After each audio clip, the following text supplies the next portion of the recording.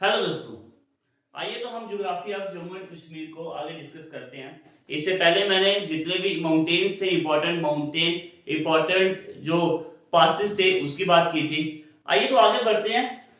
तो दोस्तों अगर हम बात करें जम्मू एंड कश्मीर की, तो 30% एरिया जो है दोस्तों, 30% एरिया जो है वो अंडर कल्टीवेशन के, अंडर एग्रीकल्चर के है। ठीक है, तो खेती बाड़ी कितने परसेंट में होती है? 30%।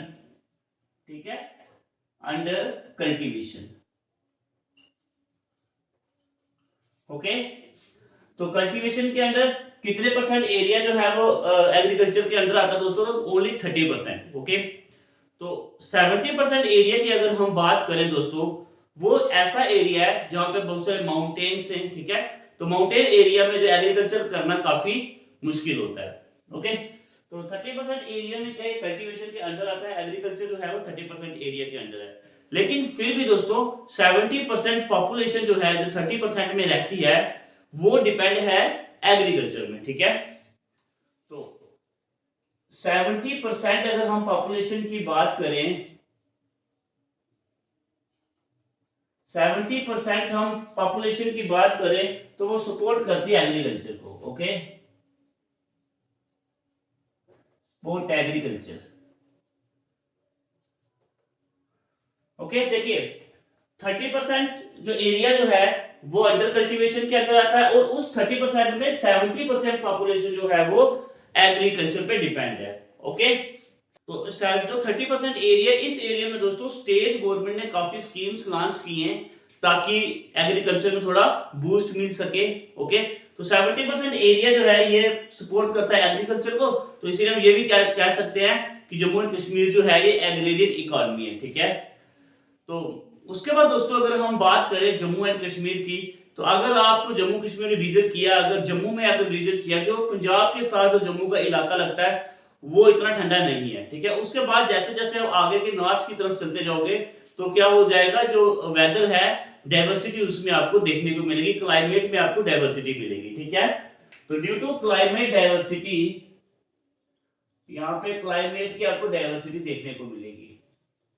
ओके, क्योंकि अगर आप यहाँ पे अगर मेन जम्मू की बात करें, ठीक है, अगर आप बात करें वहां पे जो इलाका सांबा वाली साइड है, ठीक है, कठुआ वाली साइड है, ठीक है, जो पंजाब के साथ जो इलाका लगता है, ओके, वहां पे जो मौसम जो है वो गर्मियों में काफी गर्म हो जाता है। ठीक है, तो वो जो डिपेंड किस में रहता है, वो एग्रीकल्चर जो है वो रेन पे डिपेंड रहती है। लेकिन उसके बाद अगर हम चले नॉर्थ की तरफ दोस्तों, तो वहां पे जो कंडीशन जो है, जो क्लाइमेट जो है वो ठंडा होते चलता है। ठीक है, उसके बाद अगर आप ज्यादा नॉर्थ में जाएंगे तो आपको वहां पे बहुत सारे माउंटेन्स दिखाई देंगे, बर्फ भी दिखाई देगी। ठीक है, तो डाइवर्सिटी ऑफ क्लाइमेट की वजह से जो हमारे क्रॉप्स हैं, फसलें हैं दोस्तों, उसमें भी आपको डाइवर्सिटी देखने को मिलेगी। तो क्लाइमेट डाइवर्सिटी, क्लाइमेट में डाइवर्सिटी होने के कारण दोस्तों आपको यहाँ पे वैरायटी ऑफ क्रॉप्स मिलेंगी।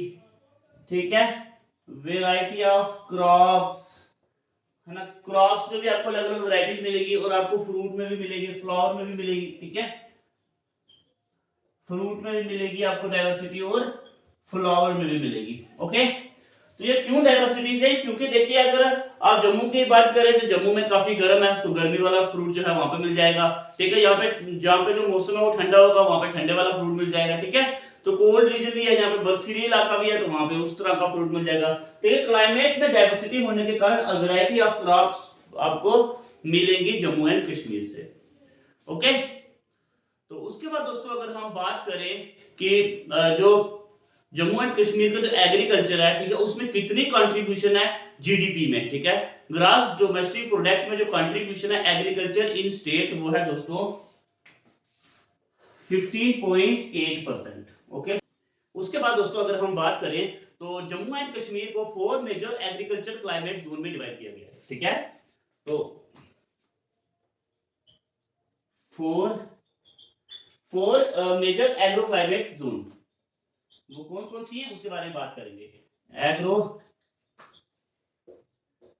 क्लाइमेट जोन, ठीक है, तो सबसे पहले अगर हम बात करें दोस्तों, सबसे पहले है लो एल्टीट्यूड। ठीक है, सबसे पहले है low altitude sub tropical zone, sub tropical zone. Okay, तो सेकंड नंबर पे है दोस्तों mid to high altitude, mid to high altitude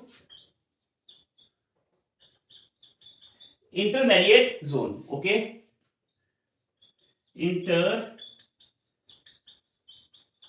intermediate zone. ठीक है, पहली है low altitude sub tropical zone, second है mid to high altitude intermediate zone. Okay, third है दोस्तों mid to high altitude temperate zone. Okay, mid to high altitude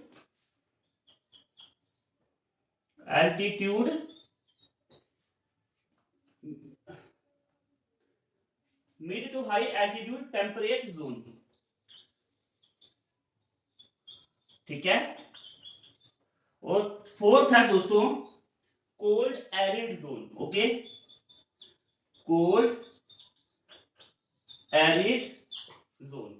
ठीक है, आइए तो इसको एक बार रिवाइज कर लेते हैं। देखिए, सबसे पहले दोस्तों हमने बात की 30% जो एरिया जो है जम्मू एंड कश्मीर का, उस एरिया में जो एग्रीकल्चर जो है कल्टीवेशन हो सकती है। ठीक है, उसके 70% पॉपुलेशन जो है वो एग्रीकल्चर को सपोर्ट करती है, वो एग्रीकल्चर पे डिपेंड करती है। ठीक है, उसके बाद हमने बात की क्लाइमेट डाइवर्सिटी की। क्लाइमेट डाइवर्सिटी हमें देखने को मिलेगी जम्मू एंड कश्मीर में। ठीक है, क्योंकि कुछ इलाका जो है वो काफी गर्म है, ठीक है, कहीं पे थोड़ी सर्दी है, कहीं टेम्परेट जोन है। ठीक है, तो कोई जो है वो वहां पे सिर्फ बर्फ ही बर्फ रहती है। ठीक है, तो इसके कारण आपको क्या होगा, अलग अलग वेराइटीज ऑफ क्रॉप्स देखने को मिलेगी जम्मू एंड कश्मीर में। ठीक है, तो अलग अलग फ्रूट्स देखने को मिलेंगे, अलग अलग फ्लावर्स देखने को मिलेंगे। ठीक है, तो उसके बाद हमने बात की दोस्तों जो जीडीपी में कितना कंट्रीब्यूशन है एग्रीकल्चर का, 15.8%। ओके, तो four major agro climate zones की हमने बात की, वो कौन कौन सी हैं? Low altitude sub tropic zone, mid to high altitude intermediate zone, mid to high altitude temperate zone और कोल्ड एरिड जोन। ठीक है,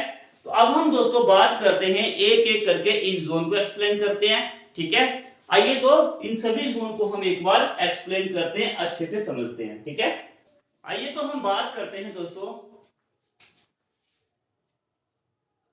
low altitude sub tropic zone. ठीक है, low altitude sub tropic zone. Okay, तो सबसे पहले लो altitude sub tropic zone को हम डिस्कस करते हैं दोस्तों। ठीक है, तो दोस्तों इस जोन में जो वर्षा जो है वो मानसून जब आता है तब ही यहाँ पे वर्षा होती है। ठीक है, अगर हम बरसात की बात करें, बरसाती मौसम में ही यहाँ पे बारिश होती है मैक्सिमम। ठीक है, तो जब मानसून जो है, ठीक है, मानसून के टाइम पे ही यहाँ पे बारिश होती है, ऐसे ये पूरा ड्राई ही रहता है। ठीक है, अगर गर्मियों की बात करें तो गर्मियों में यहाँ पे जैसे दिल्ली में गर्मी होती है ना, पंजाब वाली साइड होती है, तो उसी तरह की जो गर्मी जो है वहां पे रहती है। ठीक है, इस जोन में hot hot spell of summer. ठीक है, जब गर्मियां होती है तो गर्मी का काफी हॉट स्पेल रहता है low altitude sub tropic zone में। ओके, तो उसके बाद हम बात करें दोस्तों कौन कौन सा एरिया जो है वो इस जोन के अंदर आता है, तो सबसे पहले आता है दोस्तों होल पार्ट ऑफ जम्मू। ठीक है, जम्मू पूरा जो है वो इसी के अंदर, जम्मू डिस्ट्रिक्ट जो है वो पूरी इसी के अंदर आती है। ठीक है, whole part of Jammu. Okay, तो उसके बाद दोस्तों जो एरिया जो है सांबा डिस्ट्रिक्ट जो है जम्मू की, वो एरिया। ठीक है, तो सेकंड जो सांबा डिस्ट्रिक्ट जो है वो इस जोन के अंदर आती है। Okay, Samba district. Samba district के बाद अगर हम बात करें दोस्तों लोअर पार्ट ऑफ कठुआ, जो कठुआ का लोअर पार्ट है वो भी इस जोन के अंदर आता है। ठीक है, lower part of Kathua. Okay, तो कठुआ के बाद अगर लोअर पार्ट ऑफ कठुआ की बात करें दोस्तों, उसके बाद उधमपुर का कुछ इलाका जो है वो भी इस जोन के अंदर आता है। ठीक है, उधमपुर का कुछ इलाका। ठीक है, और राजौरी पुंछ इलाका, पुंछ के भी कुछ पार्ट जो हैं, डिस्ट्रिक्ट पुंछ के और राजौरी के कुछ इलाके जो हैं, ठीक है, निचले इलाके जो हैं वो इस ट्रॉपिक जोन के अंडर आते हैं, ठीक है। लेकिन राजौरी और पुंछ और उधमपुर की अगर हम बात करें तो इनके जो कुछ इलाके हैं वो काफी हाइट में और काफी ठंडे रहते हैं, लेकिन कुछ इलाके जो है वो लो एल्टीट्यूड सब ट्रॉपिक जोन के अंदर आते हैं, उसका एल्टीट्यूड काफी लो है, ठीक है।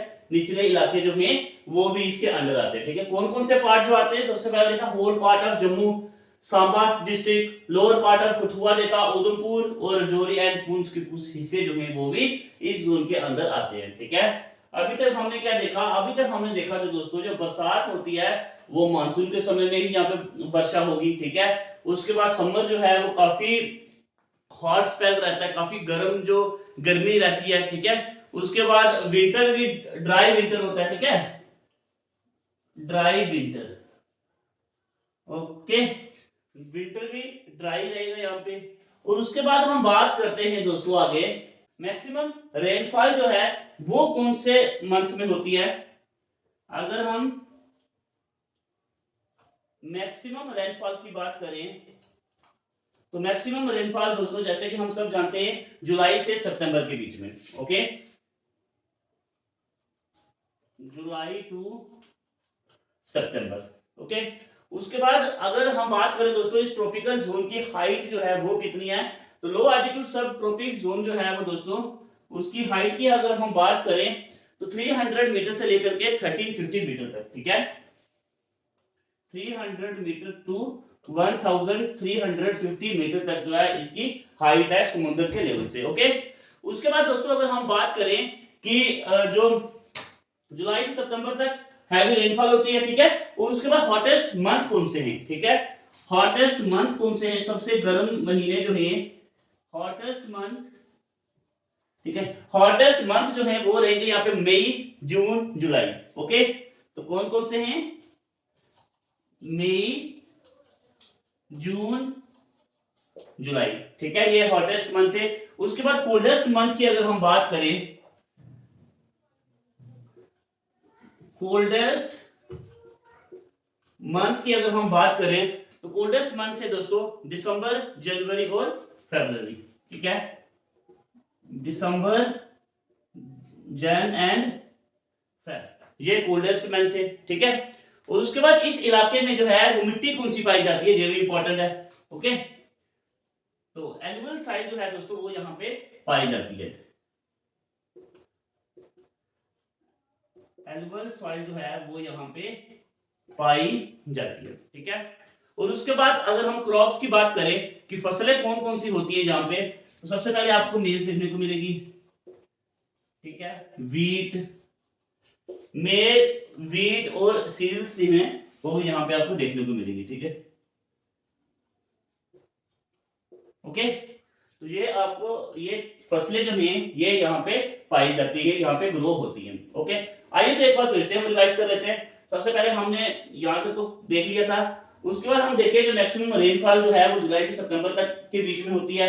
हाइट की हमने बात की 300 मीटर से लेकर 1350 मीटर तक। Hottest month May June July and coldest month December Jan Feb. And मिट्टी कौन सी पाई जाती है वहां पे, किस तरह की सॉइल पाई जाती है, ट्राइबल सॉइल जो है वो यहाँ पे मिलेगी।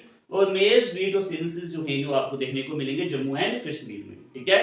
तो ये था दोस्तों हमारा लो एल्टीट्यूड सब ट्रॉपिक जोन। और उम्मीद करता हूँ ये जोन आपको समझ आ गया होगा अच्छे से। और नेक्स्ट वीडियो में जो हमारे 3 जोन जो रह गए उसको डिस्कस करेंगे। इस वीडियो में इतना ही दोस्तों, धन्यवाद।